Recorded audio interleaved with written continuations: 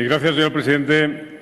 Desde nuestro punto de vista, del Grupo Parlamentario Socialista, las medidas que contiene la moción de Entesa son absolutamente razonables y, por tanto, las vamos a apoyar. No es la primera vez que se discuten estos temas en la Cámara, siempre han tenido el rechazo del Partido Popular.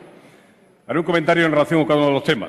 La primera de las medidas, acordar una estrategia para la activación del empleo con agentes sociales y económicos, yo creo que debía ser algo que el propio partido que apoya al Gobierno pudiera apoyar. Si no estuviera solo buscando la retroalimentación de los dirigentes de la empresa del IBEX, que en justa correspondencia y sin pudor se deshacen en elogio hacia la política del Gobierno. Realmente estos son los únicos que de manera clara perciben la recuperación de la economía de la Cámara del Gobierno.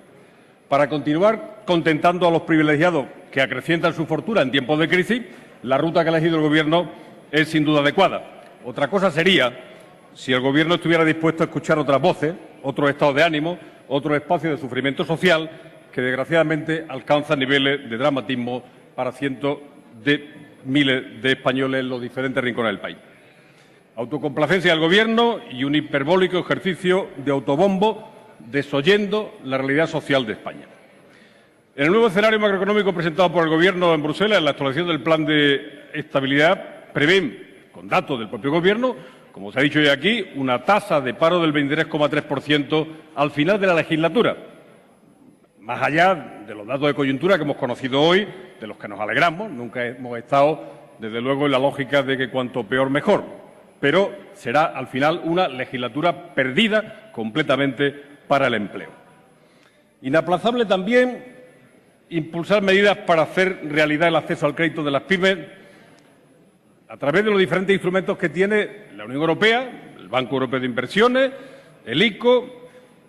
Señalaba el presidente del Gobierno hace escasos días, después de las elecciones, que iba a establecer un programa de estímulo para la reindustrialización en España con 3.600 millones de euros de inversión, que arrastraría una inversión global, también desde el ámbito privado, otros 6.000. Bueno, podía haber empezado hace 2 años. Hace 2 años había un programa, por ejemplo, de reindustrialización, que sigue manteniéndose, pero que endureció las condiciones notablemente para el acceso al crédito a las pequeñas y medianas empresas que pretendían precisamente seguir invirtiendo en la reindustrialización del país.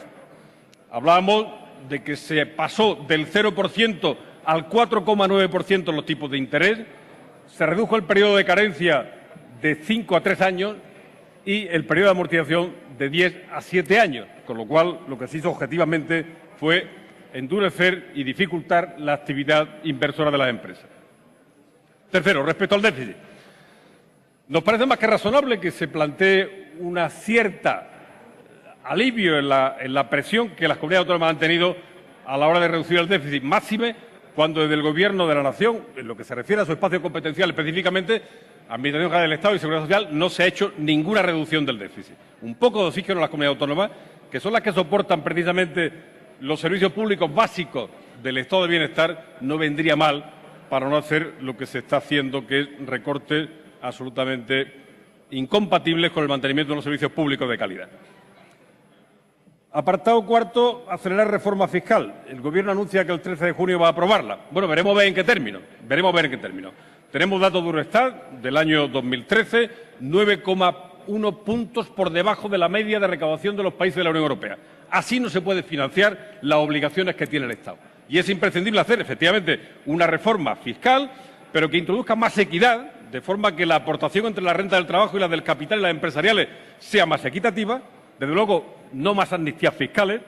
Desde luego, una lucha sin cuartel contra los paraísos fiscales y la elusión fiscal y el fraude. Por cierto, los inspectores de Hacienda de esta semana señalaban también que era necesario acabar con esa excusa absolutoria contenida en el artículo 305.6 de la reforma del Código Penal, que nominalmente endureció las penas, pero que al final lo que supone en la práctica es para los grandes defraudadores eliminar el riesgo de ir a la cárcel. Por tanto, háganle caso a los inspectores fiscales y espero que en esa reforma aprovechen también para eliminar esa excusa absolutoria que lo que hace es incentivar, sin duda, el fraude fiscal. Por último, encuesta de condiciones de vida. Se ha reiterado aquí. El Instituto Nacional de Estadística, datos, por tanto, del Gobierno, del 27 de mayo. Desde que está el Gobierno del Partido Popular en la responsabilidad, no para de crecer ese índice de pobreza, situado ya en el 27,3. Decía el señor Rajoy al día siguiente de las elecciones que España necesitaba un programa de comunicación del Gobierno. Bueno, lo que necesita son un cambio de políticas que no continúen ensanchando las desigualdades de nuestro país. Hay que ser absolutamente beligerante contra la desigualdad. Y el conjunto de la sociedad no puede ser el teatro de operaciones donde una minoría privilegiada opere para incrementar su riqueza. Y no es aceptable en términos éticos y tampoco lo es en términos de eficiencia económica. Gracias, señor presidente. Muchas gracias, senador López García. Por el Grupo Parlamentario Popular tiene la palabra